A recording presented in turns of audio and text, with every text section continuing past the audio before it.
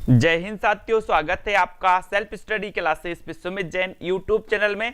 तो साथियों, आ जाओ, एक बार वीडियो को जल्दी से लाइक कर दो और अपने मित्रों तक शेयर जरूर कर दो। और अगर अभी तक आपने सेल्फ स्टडी क्लासेस का ऐप डाउनलोड नहीं किया तो जल्दी से प्ले स्टोर में जाइए, सेल्फ स्टडी क्लासेस सर्च करिए और इस ऐप को आप लोग डाउनलोड करिए। दोस्तों, अगर आप हिंदी साहित्य के स्टूडेंट हैं और आप एग्जाम की तैयारी कर रहे हैं, दोस्तों किसी भी एग्जाम की, आरपीएससी एग्जाम की, दोस्तों यूपी टेट एग्जाम की, हरियाणा टेट, एचपीएलटी ग्रेड या फिर मास्टर कैडर, दोस्तों यूपीएलटी ग्रेड एग्जाम की तैयारी कर रहे हैं, तो आप हिंदी साहित्य के संपूर्ण कोर्स में एडमिशन ले सकते हैं। संपूर्ण कोर्स का मात्र अभी 1100 रुपए दोस्तों इसका प्राइस है। इसमें आपको लाइव क्लासें, tricky video, topic wise test मिलेंगे और अगर आप पीडीएफ नोट्स प्राप्त करना है तो आपके लिए 2500 रुपए का कोर्स है, जिसमें आपको पूरे पीडीएफ नोट्स मिल जाएंगे, जिनका आप प्रिंट आउट निकलवा सकते हैं और वो प्रिंट आउट आपके पास लाइफ टाइम हो जाएगा। ठीक है, तो चलिए, जो भी कोर्स आपको लेना है, परचेस करना है, उसमें आप एडमिशन लेकर के अध्ययन कर सकते हैं। उसके बाद दोस्तों यहां पर अपन ने कल पढ़ा था कि सर सेनापति जो है इनकी रचना कवित्र रत्नाकर है, माधव दास की अध्यात्म रामायण, माधव दास की राम रासो और राम प्रिया शरणदास की सीतायन। ठीक है, इन रचनाओं को अपन ने पढ़ लिया था, ये राम काव्य धारा के कवि थे। अब उसके बाद दोस्तों अपन को कृष्ण भक्ति शाखा को पढ़ना है, कृष्ण भक्ति शाखा के कवियों को पढ़ना है। सभी लोग तैयार हैं तो जल्दी से एक बार लाइक कर दो वीडियो को और अपने मित्रों तक शेयर जरूर कर देना दोस्तों। ठीक है, सूरदास की सूर सागर, सूरदास की कौन सी?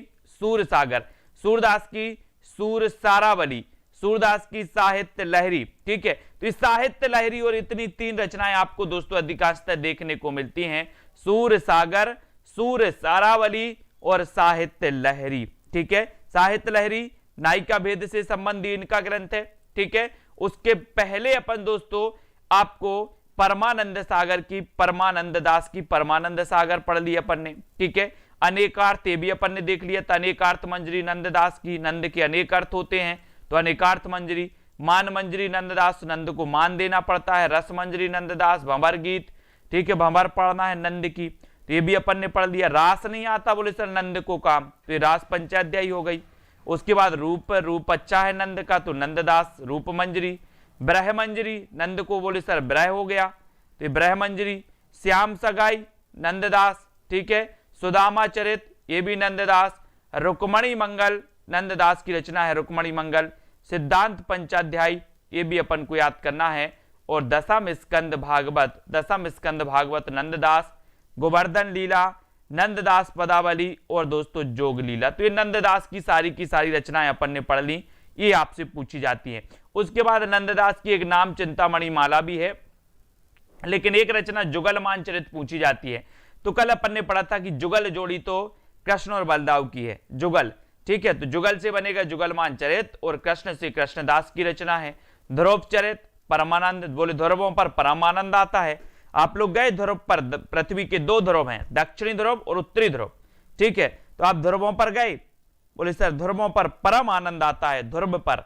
ठीक है, तो ध्रुव से ध्रुव चरित्र और परम आनंद आता है, तो परमानंद दास की रचना है।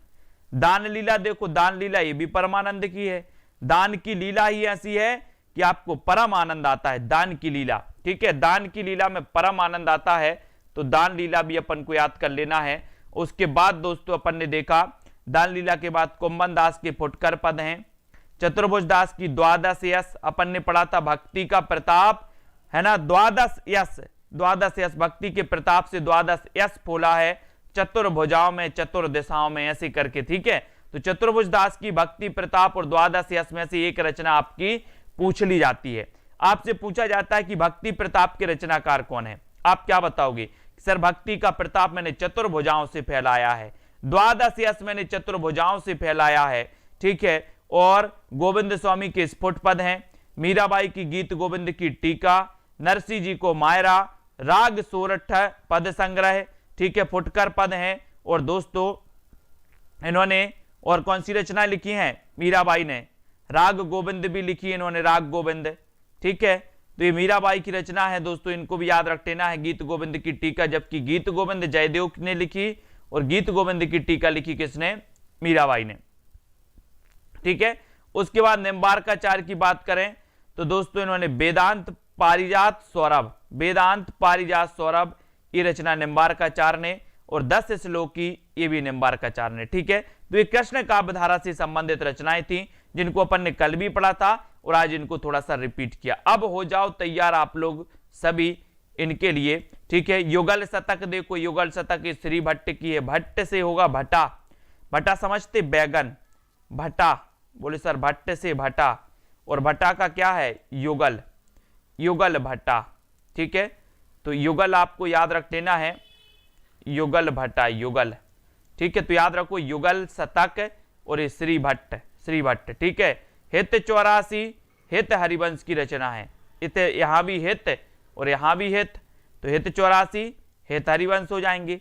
ठीक है, स्फुटवाणी हित हरिवंश की स्फुटवाणी है। सिद्धांत विचार देखो ध्रुवदास की है, ध्रुवदास।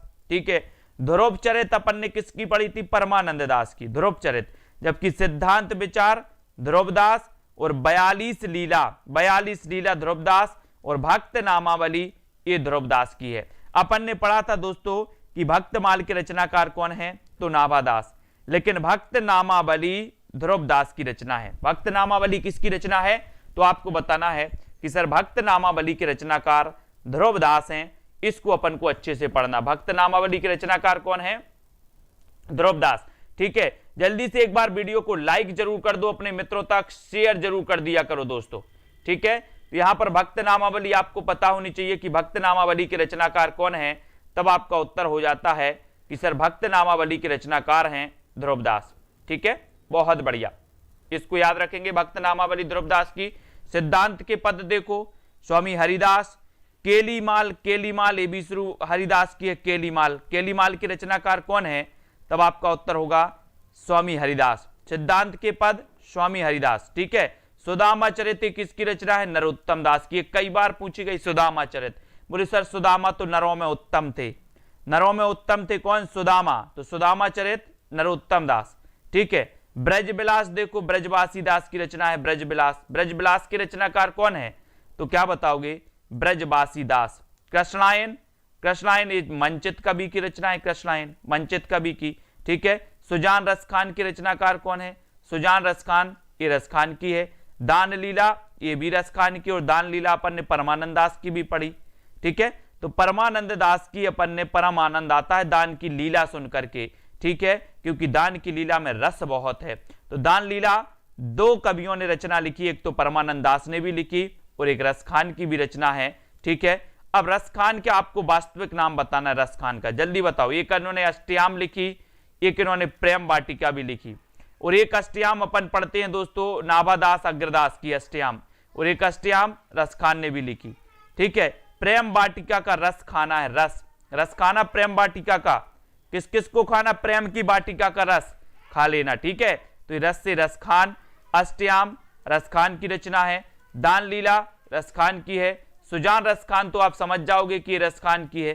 ठीक है, उसके बाद देखो दोहावली रहीम की है, दोहावली।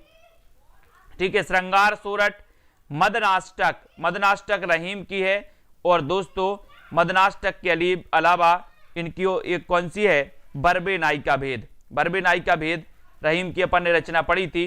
ठीक है, तो यहां पर दोहावली एक रहीम की रचना भी है, एक दोहावली तुलसीदास जी की भी है। ठीक है, और यहां पर श्रृंगार सोरठ और मदनाष्टक। ठीक है, इन रचनाओं को अपन को याद रख लेना है, एक साथ मत भेजो, एक साथ कमेंट मत करो। ठीक है, दोहावली यहां पर हो जाएगा आपका रहीम, श्रृंगार सोरठ रहीम, मदनाष्टक ये रहीम की है। ठीक है, मदनाष्टक कई बार पूछी गई, मदनाष्टक के रचनाकार कौन है, तब आपका उत्तर क्या हो जाएगा, रहीम दास। ठीक है, और अब देखते हैं आगे आगे, यहां पर एक बार रिपीट कर लेते हैं अपन। यहां पर श्री भट्ट युगल शतक श्री भट्ट की हो गई, हित 84 हित हरिवंश की रचना है, इसको पूछा जाएगा। स्फुटवाणी हो गई हित हरिवंश की, सिद्धांत विचार, और 42 लीला ध्रुवदास की है। ठीक है, 42 लीला हो गई। भक्त नामावली देखो, भक्त नामावली के रचनाकार कौन है, ध्रुवदास, भक्त नामावली। ठीक है, सिद्धांत के पद स्वामी हरिदास, सिद्धांत के पद। ठीक है, ये हो गई केलीमाल, स्वामी हरिदास केलीमाल, ये हो गए। ठीक है, सुदामा चरित नरों में उत्तम थे, तो नरोत्तम दास की है। ब्रजविलास ब्रजवासी दास की है। ठीक है, कृष्णायन मंचित कवि, सुजान रसखान की रचना है, दान लीला की रचनाकार रसखान है। ये पूरी की पूरी रचनाएं हो गई दोस्तों। उसके बाद अब आपका नंबर है, अब आपको यहां पर बताना है भक्ति आंदोलन को ईसाइत की देन किसने माना है। भक्ति आंदोलन को ईसाइत की देन किसने माना है, लिखिए कमेंट में। ग्रियर्सन ने, रामचंद्र शुक्ल ने, हजारी प्रसाद द्विवेदी या फिर नामवर सिंह ने। अब अपना अभ्यास होगा दोस्तों, अपन ने बहुत सारी चीजें पढ़ ली हैं, अब अपन अभ्यास पढ़ रहे हैं। बताइए भक्ति आंदोलन को ईसाइत की देन किसने माना है। भक्ति आंदोलन को ईसाइत की देन किसने माना है, जल्दी से एक बार कमेंट में लिखना है और एक बार अपने मित्रों तक शेयर कर देना इस वीडियो को। सभी साथी जल्दी से शेयर कर दो।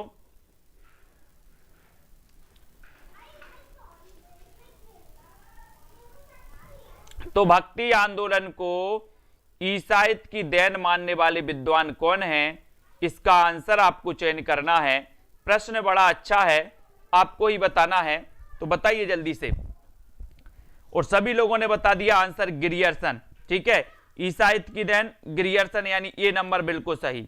भक्ति काव्य को भारतीय चिंतन धारा का स्वाभाविक विकास किसने माना है, प्रश्न क्रमांक 2।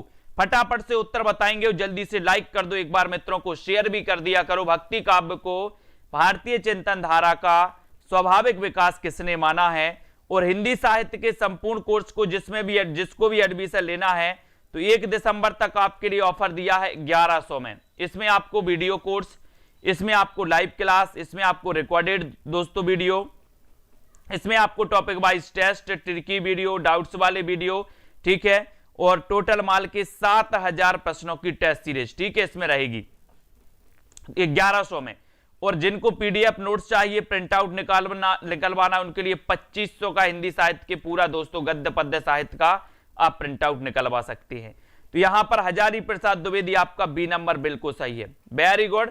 पराजय के बाद व्यक्ति अपनी आध्यात्मिक श्रेष्ठता प्रदर्शित करना चाहता है, यही मनोवृत्ति भक्ति आंदोलन का स्रोत है।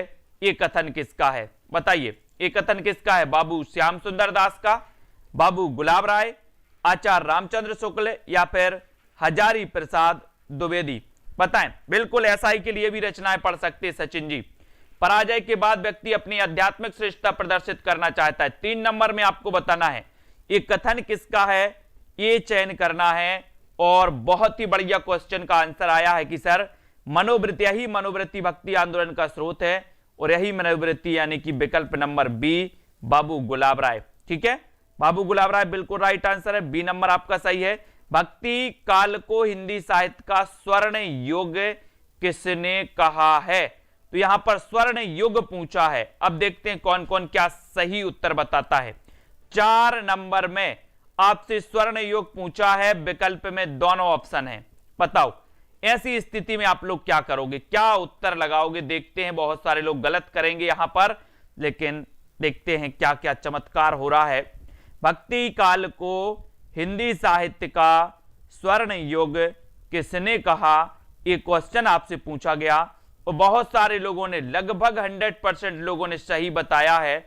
वेरी गुड आंसर, बहुत बढ़िया, वेरी गुड। डॉक्टर श्याम सुंदर दास ने स्वर्ण युग कहा है और ग्रियर्सन ने क्या कहा है, स्वर्ण काल, ठीक है, वेरी गुड, बहुत बढ़िया। हिंदी साहित्य के इतिहास में नामकरण की दृष्टि से कौन सा काल सबसे कम विवादास्पद रहा, सबसे कम विवादास्पद कौन सा काल रहा, प्रश्न क्रमांक 5 में बताना है। और 5 नंबर में आपने उत्तर लगाया है क्या, भक्ति काल सबसे कम विवादास्पद रहा दोस्तों, भक्ति काल, यानी डी नंबर आपका बिल्कुल सही है, वेरी गुड आंसर, बहुत बढ़िया आंसर लगा रहे हैं आप लोग आज। भक्ति काल को धर्म का रसात्मक रूप किसने कहा, भक्ति काल को धर्म का रसात्मक रूप किसने कहा है, जल्दी से बताओ। भक्ति काल को धर्म का रसात्मक रूप किसने कहा है, ग्रियर्सन ने कहा है, शुक्ल ने कहा है, बताइए। 2500 वाले कोर्स में पीडीएफ नोट्स हैं, केवल पीडीएफ नोट्स हैं उसमें, ठीक है। भक्ति को धर्म का रसात्मक रूप किसने कहा है, ये आपको प्रश्न क्रमांक 6 में बताना है और उत्तर चला जाता है sir Ramchandra Shukla. Ramchandra Shukla B number, very good. भक्ति काल को हिंदी साहित्य का स्वर्ण युग किसने कहा? स्वर्ण युग कहा जाता है, सॉरी कहा जाता है क्योंकि, क्यों कहा जाता है ये पूछा गया आपने। क्यों कहा जाता है भक्ति काल को स्वर्ण युग, ये क्वेश्चन आपसे पूछा गया है। और एक बार जल्दी से लाइक कर दिया करो, भक्ति काल को स्वर्ण युग क्यों कहा जाता है, ये क्वेश्चन आपसे पूछा गया है। इस काल में हिंदी साहित्य की सभी विधाओं में साहित्य सृजन हुआ। इस काल की रचना अत्यंत लोकप्रिय एवं उत्कृष्ट हैं। इस काल में सर्वाधिक साहित्य रचा गया, या इस काल में हिंदी को राजभाषा के पद पर प्रतिष्ठित होने का अवसर मिला। तो यहां पर आपको चयन करना है कि वो कारण क्या था, बताइए कारण क्या था। और आपका आंसर आ गया विकल्प नंबर बी, बिल्कुल सही, कि इस काल की रचना अत्यंत लोकप्रिय एवं उत्कृष्ट थी। और बी नंबर आपका बिल्कुल सही है। भक्ति आंदोलन को इस्लामी आक्रमण से पराजित हिंदू जनता की असहाय एवं निराश मना स्थिति से किसने जोड़ा है? प्रश्न क्रमांक 8, किसने जोड़ा है? भक्ति आंदोलन को इस्लामी आक्रमण से पराजित हिंदू जनता की असहाय एवं निराश मना स्थिति से किसने जोड़ा है? महापंडित राहुल सांकृत्यायन ने, डॉक्टर हजारी प्रसाद द्विवेदी ने, आचार्य रामचंद्र शुक्ल ने, या फिर नंद दुलारे वाजपेयी ने। प्रश्न क्रमांक 8 और बहुत ही बढ़िया प्रश्न है, का उत्तर आपका हो जाएगा आचार्य रामचंद्र शुक्ल, यानी सी नंबर। ठीक है, वेरी गुड, राइट आंसर, बहुत बढ़िया। अगले क्वेश्चन की ओर आते हैं। भक्ति द्रविण उपजी लाए रामानंद, यहां पर विकल्प अनुसार आपको उत्तर बताना है ये पंक्ति किसकी है। भक्ति द्रविण उपजी लाए रामानंद, ये पंक्ति बताना है आपको किसकी पंक्ति मानी जाती है। रामानंद की है, तुलसी, कबीर या फिर सूरदास, किसकी पंक्ति मानी जाती है? बहुत ही बढ़िया पंक्ति है, जल्दी से आपको कमेंट में लिखना है और एक बार जल्दी से लाइक कर देना है। सेल्फ स्टडी क्लासेस के ऐप को दोस्तों क्या कर लेना, आपको डाउनलोड जरूर कर लेना है। ठीक है, तो भक्ति द्रविड़ उपजी लाए रामानंद प्रश्न क्रमांक 9 में, और 9 का आंसर आपका हो जाएगा यहां पर कि सर ये पंक्ति तो किसकी है? कबीर की। वेरी गुड, ठीक है, वेरी गुड। रामानुजाचार्य के गुरु कौन थे? रामानुजाचार्य के गुरु कौन थे? यहां पर आपको विकल्प अनुसार उत्तर लगाना है, जल्दी से बताओ। प्रश्न क्रमांक 10 का आंसर है, 10 में चयन करना है। लाइक जरूर कर दिया करो सभी साथी, सभी मित्र, और जिनको भी दोस्तों सेल्फ स्टडी क्लासेस का ऐप अभी तक डाउनलोड नहीं किया वो जरूर करें। जिनको पीडीएफ नोट्स चाहिए तो पीडीएफ नोट्स वाले कोर्स में एडमिशन ले सकते हैं। रामानुजाचार्य के गुरु कौन थे? प्रश्न क्रमांक 10 में, और 10 का उत्तर है ए, यानी कि कांचीपूर्ण। कांचीपूर्ण ए नंबर आपका बिल्कुल सही, राइट, वेरी गुड। किसके भक्ति परक गीतों का संकलन अभंग के नाम से जाना जाता है? अभंग के नाम से मैंने कई बार आपको बताया है, और अपन विस्तृत पढ़ भी चुके हैं इसके पहले अपन विस्तृत पढ़ रहे हैं और उसके बाद क्वेश्चन आंसर लगा रहे हैं। एक प्रक्रिया चल रही है, निरंतर आपको देखते रहना है।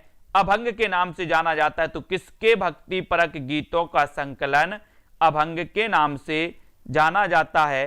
प्रश्न क्रमांक 11 में, और बहुत ही बढ़िया सुंदर उत्तर आया है आप लोग कि सर नाम भंग नहीं होना चाहिए। नाम, तो नाम भंग नहीं होना चाहिए, तो नाम से बनेंगे नामदेव, तो भंग नहीं होना चाहिए मतलब अभंग रहना चाहिए, तो अभंग के नाम से जाना जाता है।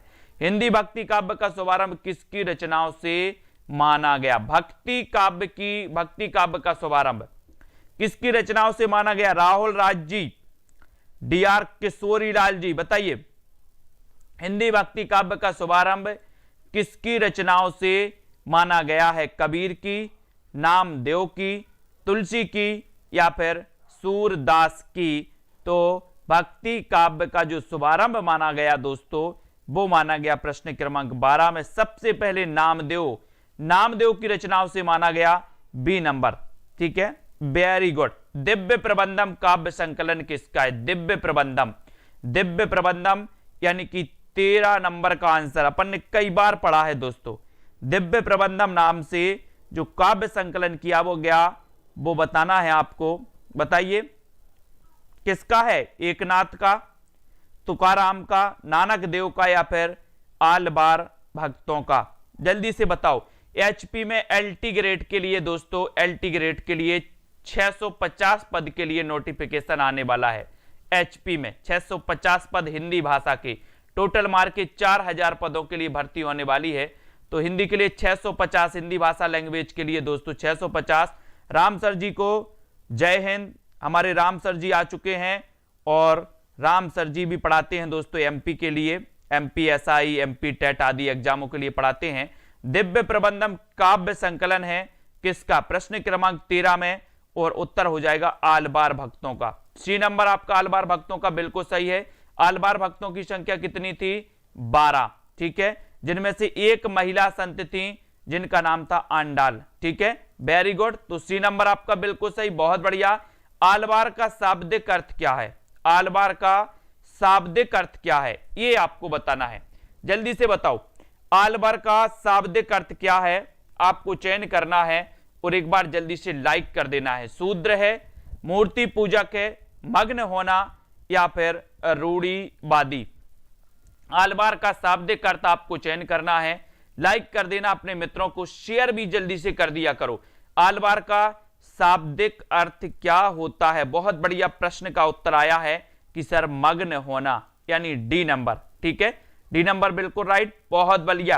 अर्शदीप जी, जसवंत जी, निर्गुण एवं सगुण दोनों प्रकार की भक्ति का मुख्य लक्षण क्या है? निर्गुण, अपन ने भक्ति काल को पढ़ा, 2 शाखाओं में बांटा गया, सगुण भक्ति शाखा और निर्गुण भक्ति शाखा, ठीक है। अब सगुण एवं निर्गुण दोनों प्रकार की भक्ति का मुख्य लक्षण आपको बताना है। मुख्य लक्षण क्या है दोस्तों? अपन ने देखा कि क्या हुआ कि कुछ जो कवि थे उन्होंने निर्गुण निराकार ब्रह्मा की भक्ति की, ठीक है, और कुछ कवि ऐसे थे कि जो दोस्तों साकार ब्रह्मा की उन्होंने भक्ति की, ठीक है। यहां पर निर्गुण एवं सगुण दोनों प्रकार की भक्ति का मुख्य लक्षण क्या है ये 15 में पूछा गया, तो आपका उत्तर है भगवद विषयक रति एवं अनन्यता, यानी कि ए नंबर आपका बिल्कुल सही है, ठीक है, ए नंबर राइट आंसर। नम्मालवार के गीतों का सबसे पहले संपादन किसने किया? प्रश्न क्रमांक 16 में। नम्मालवार के गीतों का सबसे पहले संपादन किसने किया है? संत एकनाथ ने, नाथ मुनि, नामदेव या फिर ज्ञानेश्वर ने? नम्मालवार के गीतों का सबसे पहले संपादन किसने किया है? नम्मालवार, बताओ। अपन पढ़ते हैं दोस्तों की आलबार भक्तों की संख्या 12 है। अब नयनारों की संख्या आपको बताना है, नयनारों की संख्या कितनी मानी जाती है? किसको पता है? जल्दी से बताएंगे। आपका तो उत्तर यहां पर दोस्तों हो जाएगा क्या?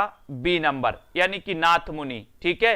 नम्मालवार के गीतों का सबसे पहले संपादन किसने किया था? नाथ मुनि ने, बी नंबर आपका बिल्कुल सही है। अब नयनारों की संख्या आपको बतानी कितनी मानी जाती है।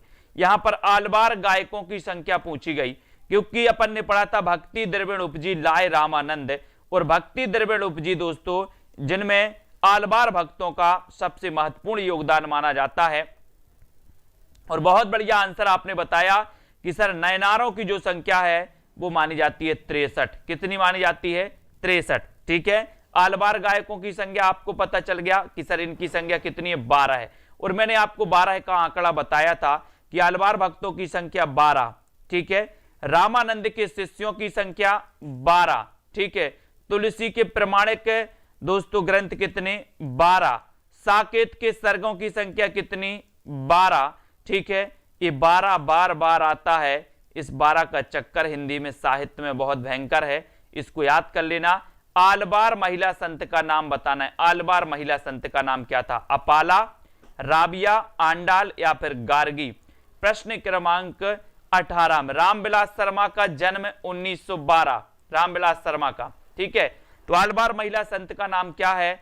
और प्रश्न क्रमांक 18 का उत्तर, और उत्तर चला गया कि सर आंडाल। क्या है? आंडाल, डी नंबर आपका बिल्कुल सही है।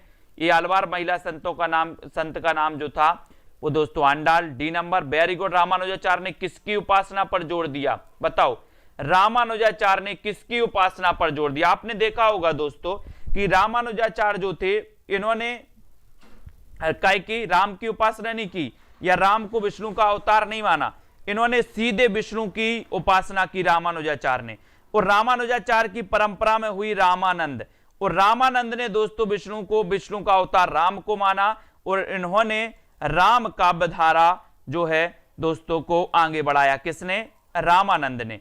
और वल्लभाचार्य की बात करें तो वल्लभाचार्य ने विष्णु का अवतार किसे माना? कृष्ण को माना। ठीक है, तो यहां रामानुजाचार्य ने किसकी उपासना की, यह पूछा गया, तो आपका उत्तर होना चाहिए कि इन्होंने सीधे विष्णु की ही उपासना की है, इन्होंने अवतार नहीं माना, इन्होंने विष्णु की उपासना की और इन्हीं के संप्रदाय में आगे रामानंद हुए। ठीक है, अवधूत किसे कहते हैं? अवधूत किसे कहते हैं? बहुत बढ़िया क्वेश्चन है।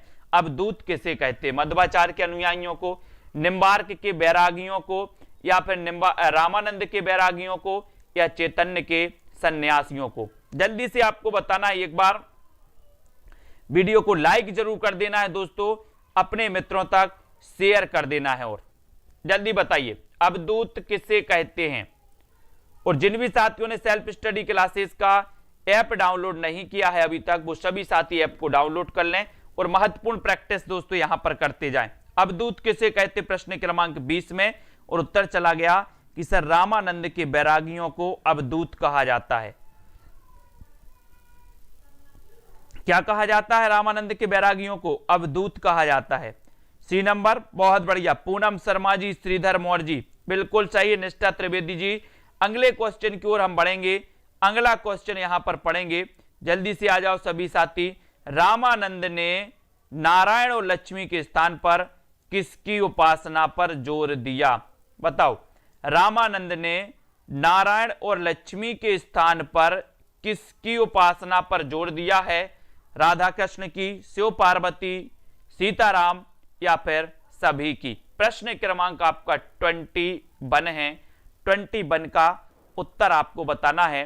अब रामानंद है तो ये तो राम की बात करेंगे, ठीक है, और यहां पर नारायण और लक्ष्मी के स्थान पर उन्होंने सीताराम की उपासना पर जोर दिया। सी नंबर आपका बिल्कुल सही। ठीक है, योग साधना के प्रवर्तक तथा आदि गुरु कौन माने जाते हैं? योग साधना के प्रवर्तक तथा आदि गुरु कौन माने जाते हैं? जल्दी से बताइए, कौन माने जाते हैं योग साधना के प्रवर्तक? गोरखनाथ, बुद्ध, विष्णु, या फिर शिव? 22 का आंसर है। बहुत ही बढ़िया प्रश्न है और उत्तर चला जाता है कि सर योग साधना के प्रवर्तक तथा आदि गुरु कौन माने जाते हैं?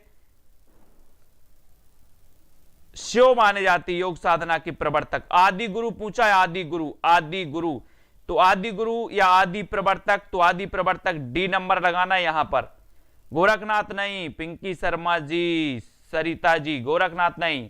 अगर पूछा जाता कि नाथ संप्रदाय के प्रवर्तक कौन है, तब आप गोरखनाथ लगाते, लेकिन आगे भी आपको पढ़ना था कि योग साधना के प्रवर्तक तथा आदि गुरु या योग साधना के आदि प्रवर्तक पूछा गया तो शिव लगाना है आपको, शिव यानी कि डी नंबर। ठीक है, संत मत का महत्व इसलिए है क्योंकि वे मानते थे, क्या मानते थे? भक्त जन्म मरण के से मुक्त होते हैं, ईश्वर को मिलाने वाला गुरु है, भक्ति क्षेत्र में जाति पाति का भेद, या फिर शास्त्रीय ज्ञान का महत्व। तो प्रश्न क्रमांक 23 का आंसर सभी को बताना है। तो बताइए, संत मंत्र का महत्व इसलिए है क्योंकि दोस्तों क्योंकि ईश्वर को मिलाने वाला गुरु है, क्योंकि ये मानते हैं कि ईश्वर को मिलाने वाला कौन है? गुरु है। और गुरु के महत्व को तो दोस्तों सभी काव्य धाराओं के कवियों ने क्या माना है? गुरु के महत्व को माना है। आपने देखा होगा एक विशेषता समानता मानी जाती है कि गुरु के महत्व को सबने प्रतिपादित किया है, माना है। ठीक है, नीमा किस कवि की माता का नाम था? नीमा यानी कि 24। जल्दी से लाइक करना है और जुड़े रहना है इसी क्लास से रात्रि 9 बजे दोस्तों। नीमा किस कवि की माता का नाम था? रहीम, सूरदास, कबीरदास, मलुकदास, किस कवि की माता का नाम था नीमा? जल्दी से बताइए और एक बार लाइक जरूर कर दीजिए। नीमा किस कवि की माता का नाम था? और बहुत बढ़िया उत्तर आ गया है आपका। क्या आया है कि सर सी लगा दो, सी यानी कबीरदास। कबीरदास की माता का नाम था नीमा। आपको पता है कबीरदास कहां मिले थे? काशी में इनका जन्म हुआ था, लहर तालाब के पास मिले थे दोस्तों। ठीक है, तो ये आपका डी सी नंबर आपका बिल्कुल सही है। ठीक है, उत्तर भारत में वैष्णव भक्ति के संस्थापक हैं तो कौन है बताइए? उत्तर भारत में वैष्णव भक्ति के संस्थापक कौन है? उत्तर भारत में तुलसी, रामानुज, नामदेव, या फिर सूरदास? कौन है? उत्तर भारत में वैष्णव भक्ति के संस्थापक कौन थे? 25 का आंसर है। सभी को पता है कि वैष्णव भक्ति के संस्थापक कौन थे, तो यहां पर संस्थापक में आपको रामानुज लगाना, रामानुज वैष्णव भक्ति के संस्थापक थे रामानुज, बी नंबर। ठीक है, घर के पास है राहुल जी लहरताला, बहुत बढ़िया। तो निर्गुण भक्ति का आदि स्रोत क्या है? निर्गुण भक्ति का आदि स्रोत बताना है। मुंडकोपनिषद, प्रश्नोपनिषद, कठोपनिषद या फिर श्वेता श्वेतर उपनिषद। कौन सा उपनिषद है निर्गुण भक्ति का आदि स्रोत? आदि स्रोत बताना है, बताइए। नीतू सोलंकी जी, आस्था सिंह जी, प्रश्न क्रमांक 26 में आपको चयन करना है, लाइक करना है। और पिंकी जी, निर्गुण भक्ति का आदि स्रोत क्या है? 26 का आंसर। और सभी ने आंसर बताया कि निर्गुण भक्ति का जो आदि स्रोत है वो है श्वेता श्वेतर उपनिषद, डी नंबर। श्वेता श्वेतर उपनिषद, डी आपका सही है। स्मार्त संप्रदाय, मैंने कई बार आपको पढ़ाया, स्मार्त संप्रदाय के प्रवर्तक कौन है? स्मार्त संप्रदाय के प्रवर्तक कौन है? शंकराचार्य हैं, नामदेव हैं, रामानुज हैं या फिर विष्णु स्वामी हैं? बताइए। सेल्फ स्टडी क्लासेस ऐप को जरूर डाउनलोड करें दोस्तों आप लोग, ठीक है। सेल्फ स्टडी क्लासेस ऐप, और वीडियो को लाइक और शेयर जरूर कर दिया करो। जहां पर आपके लिए अगर एडमिशन लेना है तो बिल्कुल देर ना करें। 1 दिसंबर तक आपके लिए विशेष छूट, विशेष ऑफर है। 27 का आंसर बताना है। तो स्मार्ट अगर बनना है तो बोले शंकर के पास जाओ, स्मार्ट बनना है तो शंकर जी की पूजा करो, है ना। तो शंकराचार्य, ए नंबर। अब यहां पर दोस्तों कुछ संप्रदाय दिए हैं, जैसे शास्ता पूजक संप्रदाय कहां का है, सहजिया संप्रदाय कहां से संबंधित है, पंचसखा संप्रदाय और बारकरी संप्रदाय, ये संप्रदाय कहां से संबंधित हैं, इनको आपको बताना है। तो जल्दी से बताइए। 28 का आपका उत्तर है और 21 में आपका उत्तर हो जाएगा कि सर शास्ता पूजक जो है, शास्ता पूजक एक केरल का है। केरल, बोले केरल सस्ता है, केरल सस्ता है, ठीक है, तो ऐसे याद कर लेना। सहजिया, बंगला सहज में नहीं मिलता, बंगला सहज में मिल जाता क्या? बोले क्या चाहिए? बंगला चाहिए, घोड़ा चाहिए, गाड़ी चाहिए, ये होना चाहिए, लेकिन बंगला सहज में नहीं मिलता। तो सहजिया संप्रदाय बंगाल से संबंधित है, ठीक है। उसके बाद पंचसखा संप्रदाय, पंचसखा उड़ गए, बोले सर हमारे पंचसखा कहां उड़ गए? उड़ गए तो उड़ीसा, ठीक है। और बारकरी संप्रदाय तो आपको पता ही है, बारकरी महाराष्ट्र, बारकरी महाराष्ट्र, ठीक है। तो शास्ता पूजक सस्ता है केरल, ठीक है, तो केरल के हैं। सहज में नहीं मिलता बंगला, तो बंगाल। पंचसखा संप्रदाय उड़ीसा, पंचसखा उड़ गए, और बारकरी महाराष्ट्र, ठीक है। तो ऐसे याद कर लेना अपन को, बहुत बढ़िया। निर्गुण काव्य धारा को ज्ञानाश्रयी और प्रेमाश्रयी 2 भागों में विभाजित करने वाले विद्वान कौन है? कौन है विद्वान? जल्दी से बताओ, बताओ। मिश्र बंधु, शिवसेन सेंगर, गुलाब राय या फिर रामचंद्र शुक्ल।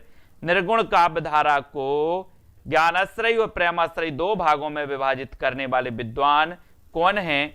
29 का आंसर, और बिल्कुल सही आंसर बताओगे आप लोग। तो यहां पर निर्गुण काव्य धारा को ज्ञानाश्रयी और प्रेमाश्रयी 2 भागों में जो विभाजित करने वाले विद्वान हैं, उन विद्वान का नाम है रामचंद्र शुक्ल, यानी कि आपका उत्तर डी नंबर, ठीक है, डी नंबर सही है। साधना के क्षेत्र में जो ब्रह्मा है, साहित्य के क्षेत्र में वही रहस्यवाद है, यह किसने कहा? अच्छे से पढ़ लो क्वेश्चन, फिर हम विकल्प बता रहे हैं आपको, ठीक है। साधना के क्षेत्र में जो ब्रह्मा है, साहित्य के क्षेत्र में वही रहस्यवाद है, ये किसने कहा? ये क्वेश्चन आपसे पूछा गया है। तब आपके लिए दोस्तों यहां पर आपके विकल्प आ जाते हैं, ये विकल्प हैं। किसने कहा? शुक्ल ने कहा, आचार्य हजारी प्रसाद द्विवेदी ने कहा, महापंडित ने कहा, या फिर पद्मलाल पुन्नालाल बख्शी ने कहा? बताओ जल्दी से। तो आपको पता है ये कहा है दोस्तों रामचंद्र शुक्ल ने। किसने कहा है? रामचंद्र शुक्ल ने कहा है। ये नंबर आपका बिल्कुल सही हो जाएगा यहां पर, ठीक है। विष्णु का सर्वप्रथम उल्लेख कहां मिलता है? 31 विष्णु का बताना है। अनीता जी बताइए, विष्णु का, मोक्षा जी, मधु ठाकुर जी, विष्णु का सर्वप्रथम उल्लेख कहां पर मिलता है? यजुर्वेद में, अथर्ववेद में, ऋग्वेद में या फिर सामवेद में? बताइए रमा शर्मा जी, जाहिद अली जी, विष्णु का सर्वप्रथम उल्लेख कहां मिलता है? 31 का आंसर। और 31 का आंसर हो जाता है, बोले सर ऋग्वेद में मिलेगा। ऋग्वेद में विष्णु का सबसे पहले उल्लेख कहां मिलेगा? ऋग्वेद में, सबसे प्राचीन वेद ऋग्वेद। तो सी नंबर वैष्णव धर्म के संस्थापकों में नहीं है। कौन नहीं है? रामानुज, निम्बार्क, मध्वाचार्य ना। आपको पता है कि दोस्तों 4 आचार्य थे, 4 आचार्यों ने वैष्णव संप्रदाय की स्थापना में दोस्तों महत्वपूर्ण योगदान दिया था। उन 4 आचार्यों में कौन नहीं है ये आपको बताना है। रामानुज हैं, निम्बार्क भी हैं, मध्वाचार्य भी हैं, लेकिन कौन नहीं है? 4 आचार्यों में जिन्होंने वैष्णव धर्म के संस्थापक की भूमिका निभाई थी, तो वो नहीं है कौन? नामदेव। नामदेव नहीं है। डी नंबर आपका correct, right, very good. Bharat में भक्ति आंदोलन का सूत्रपात उत्तर भारत में ना होकर दक्षिण भारत में हुआ था। इसके मूल कारण में कौन सा कथन सत्य है? बताइए। उत्तर भारत में क्यों नहीं हुआ, दक्षिण भारत में हुआ था? इसका सही बताइए, कौन सा मूल कारण कौन सा है इसका? दक्षिण भारत पूर्णतः निरापद था, दक्षिण भारत में ईसाइयों का प्रभाव था, या उत्तर भारत के लोग शैक्षणिक रूप से पिछड़े थे, या दक्षिण भारत पर मुस्लिम शासकों के अनगिनत अत्याचार हुए थे? बताओ। 33 का आंसर क्यों हुआ था दक्षिण भारत में? बताओ उत्तर भारत में क्यों नहीं हुआ? तो बहुत सारे लोगों ने राइट आंसर चयन किया है। अंजू जी, ठीक है, श्वेता जी और मोहित जी, कि दक्षिण भारत पूर्णतः निरापद था, यानी ये नंबर आपका right correct answer. Very good. अद्वैत दर्शन के प्रवर्तक कौन है? अद्वैतवाद के। मैंने कई बार आपको याद करवाया कि सर अद्वितीय कौन है इस संसार में? अद्वितीय कौन है? रामानुज, रामानंद, चरपटनाथ या फिर शंकर? बताइए। अद्वैतवाद और अद्वितीय, तो अद्वैतवाद आपको बताना है कि अद्वितीय कौन है, आपको जल्दी जल्दी से बताना है। ट्रिक भी मैं आपको साथ साथ बताता जाता हूं। अद्वितीय कौन है ये आपको चयन करना है, और आपका सीधा आंसर है कि सर अद्वैतवाद के प्रवर्तक हैं कौन? शंकराचार्य। C number. ये दर्शन से एक क्वेश्चन आता ही है, तो शंकराचार्य आपका सही है। ठीक है, यहां पर आ जाओ शुद्धाद्वैतवाद। अब शुद्ध बल की जरूरत है, तो शुद्ध बल की जरूरत है तो वल्लभाचार्य। ठीक है, और यहां पर ऑप्शन में अगर विष्णु स्वामी होता है तो विष्णु स्वामी माने जाते दोस्तों इसके आदि प्रवर्तक शुद्धाद्वैतवाद के। ठीक है, अद्वैतवाद शंकराचार्य, अद्वैतवाद अद्वितीय है शंकर तो शंकराचार्य, विशिष्ट कौन है? राम तो रामानुजाचार्य। ठीक है, और द्वैतवाद ये मध्वाचार्य। तो सीधा सीधा यहां पर मिला है शुद्धाद्वैतवाद वल्लभाचार्य, विष्णु स्वामी, अद्वैतवाद शंकराचार्य, विशिष्टाद्वैतवाद रामानुजाचार्य, द्वैतवाद मध्वाचार्य। ठीक है, इनको याद करेंगे। अब अद्वैतवाद के प्रवर्तक आचार्य शंकर को कुछ पुराण पंथियों ने प्रच्छन्न बोध कहा था। क्यों कहा था? बताइए। शंकराचार्य को प्रच्छन्न बोध कहा था, क्यों कहा था? ये 4 विकल्प हैं, 4 में से आपको चयन करना है, तो चयन करिएगा जल्दी से। क्षमा जी, पूनम शर्मा जी, बताइए। प्रश्न क्रमांक 36 का आंसर है अद्वैतवाद के प्रवर्तक आचार्य शंकर को बताइए। शंकर को कुछ पुराण पंथियों ने प्रच्छन्न बोध कहा था, क्यों कहा था? 36 में उत्तर चला गया डी नंबर। ठीक है, डी नंबर बिल्कुल सही है। नंदलाल जी, बौद्ध धर्म में सभी मनुष्य समान हैं, शंकराचार्य ने इसी का अनुकरण किया था इसलिए। ठीक है, तो ये आपका डी सही है। अद्वैतवाद के अनुसार बताना है आपको कि जीव और ब्रह्मा एक है या फिर संसार सत्य है। अद्वैतवाद के अनुसार ये क्वेश्चन बहुत ही इंपॉर्टेंट है। अद्वैतवाद के अनुसार जीव और ब्रह्मा एक है या फिर संसार सत्य है? बताइए अद्वैतवाद क्या कहता है? आपने अद्वैतवाद के बारे में पढ़ा होगा। अद्वैतवाद क्या कहता है? जीव और ब्रह्मा एक है या फिर जीव और ब्रह्मा अलग अलग हैं, या ब्रह्मा विशेष गुण युक्त हैं, विशेषण युक्त हैं? बताइए जल्दी से। 37 का आंसर, और बहुत बढ़िया है दोस्तों यहां पर कि आपका उत्तर यहां पर ए नंबर सही है कि सर जीव और ब्रह्मा एक हैं। जीव और ब्रह्मा एक हैं, ये कौन मानता है? अद्वैतवाद। अद्वैतवाद मानता है कि जीव और ब्रह्मा एक हैं। Very good. भक्ति आंदोलन को दक्षिण से उत्तर भारत लाने का श्रेय किसको है? 38 का आंसर आपको चयन करना है। भक्ति आंदोलन को जल्दी से बताइए, एक बार जल्दी से लाइक जरूर कीजिए दोस्तों। भक्ति आंदोलन को दक्षिण से भारत लाने का, उत्तर भारत लाने का श्रेय किसको है?